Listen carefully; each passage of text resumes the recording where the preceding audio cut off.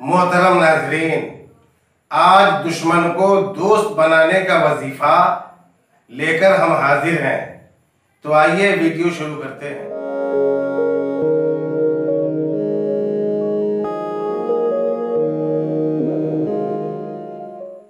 दोस्तों, जो शख्स अपने दुश्मन को अपने काबू में करना चाहे कि दुश्मन उससे दोस्ती करने पर मजबूर हो जाए, उसको चाहिए कि ये अमल करे।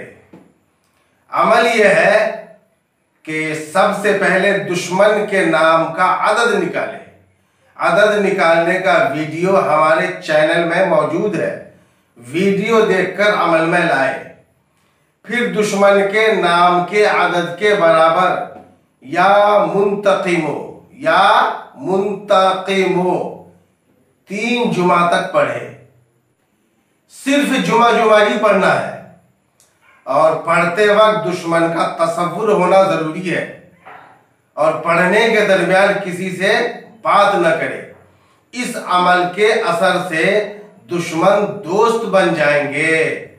दोस्तों, हर किस्म के अमलियात और तावीज़ात के लिए हमसे कांटेक्ट कर सकते हैं।